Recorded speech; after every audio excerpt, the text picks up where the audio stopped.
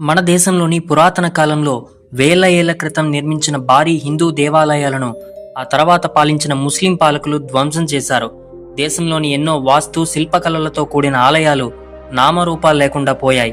ఈ క్రమంలోనే రాముడి జన్మస్థలంగా భావించే అయోధ్యలో ఆలయాన్ని కూల్చేసి బాబ్రీ మసీదును నిర్మించారు.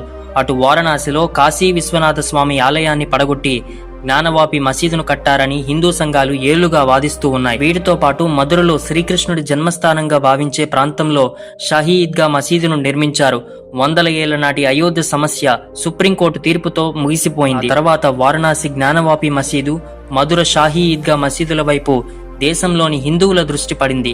ఈ రెండు వివాదాలను కూడా త్వరలోనే పరిష్కరించి అక్కడ హిందూ దేవాలయాలు కట్టాలనే వాదనలు వినిపిస్తున్నాయి. ఈ క్రమంలోనే ఉత్తరప్రదేశ్ బడ్జెట్ సమావేశాల సందర్భంగా రాష్ట్ర ముఖ్యమంత్రి యోగి ఆదిత్యనాథ్ కీలక వ్యాఖ్యలు చేశారు. శ్రీకృష్ణుడు చాలా మొండివాడు అని శ్రీకృష్ణ జన్మభూమి షాహీ ఈద్గా మసీదు వివాదం గురించి యూపీ అసెంబ్లీలో యోగి ఆదిత్యనాథ్ మెన్షన్ చేస్తూ వచ్చారు. శ్రీకృష్ణుడు కౌరవుల వద్దకు వెళ్లి యుద్ధాన్ని విరమించేందుకు 5 ఊళ్ళు అడుగుతారు. దానికి దుర్యోధనుడు నిరాకరిస్తారు. అయితే అయోధ్య, కాశీ, మధుర విషయాల్లో ఇదే జరుగుతోంది.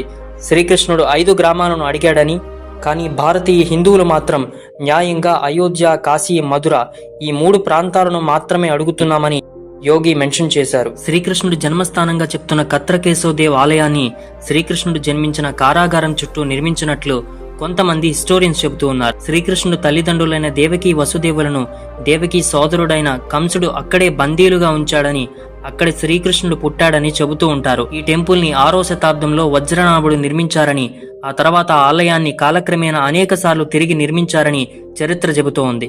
ఇక్కడ ప్రస్తుతం ఉన్న షాహీ ఈద్గా మసీదును 1670లో మొఘల్ చక్రవర్తి ఔరంగజేబ్ నిర్మించారు. ఆ తర్వాత ఈస్ట్ ఇండియా కంపెనీ నిర్వహించిన వేలంపాటలో 13.77 ఎకరాల భూమిని బెనారస్ రాజు రాజా పత్నీమాల్ కొనుగోలు చేశారు. 19వ శతాబ్దం వరకు బెనారస్ రాజు పేరుపైనే ఈ స్థలం ఉండేది. అయితే 1935లో అలహాబాద్ హైకోర్టు ఈ యాజమాన్య హక్కులను కొట్టేసింది. 10 సంవత్సరాల తర్వాత యుగల్ కిషోర్ బిర్లా అనే వ్యాపారి ఈ స్థలాన్ని కొనుగోలు చేశారు. శ్రీకృష్ణ జన్మభూమి ట్రస్ట్ ను ఏర్పాటు చేసి ఈ ప్రాంతంలో శ్రీకృష్ణుడి ఆలయం నిర్మించాలని లక్ష్యంగా పెట్టుకున్నారు. 1958లో శ్రీకృష్ణ జన్మస్థాన్ సేవా సంఘం ఏర్పాటైంది. అప్పటి నుంచి ఆలయ ట్రస్ట్ బాధ్యతలను ఈ సంఘం చూసుకుంటోంది. షాహీ ఈద్గా మసీదుకు శతాబ్దాల చరిత్ర ఉంది. 1669 నుంచి 70 మధ్యలో మొఘల్ చక్రవర్తి ఔరంగజేబు నిర్మించాడు. వారణాసిలోని కాశీ విశ్వనాథ్ ఆలయాన్ని కూల్చివేసినట్లే షాహీ ఈద్గా మసీదు నిర్మాణం కోసం మధుర ఆలయాన్ని కూడా ధ్వంసం చేశారన్నది హిందూ ధార్మిక సంస్థలు వాదిస్తూ ఉన్నాయి. దీనికి సంబంధించిన ఆధారాలు కూడా ఇప్పటికే ఉన్నాయి. 1670లో షాహీ ఈద్గా మసీదును నిర్మించినప్పుడు ఈ ప్రాంతాన్ని నాజల్ ల్యాండ్ గా గుర్తించారు. అంటే ప్రభుత్వం వ్యవసాయేతర అవసరాల కోసం వినియోగించిన భూమి అని. అప్పట్లో మరాఠాల ఆధీనంలో ఉన్న ఈ భూమి ఆ తర్వాత బ్రిటిష్ పాలకుల చేతుల్లోకి వెళ్ళింది. ఆ తర్వాత రకరకాల మలుపులు తిరుగుతూ ఇప్పుడు వివాదాలకు కారణమవుతూ ఉంది.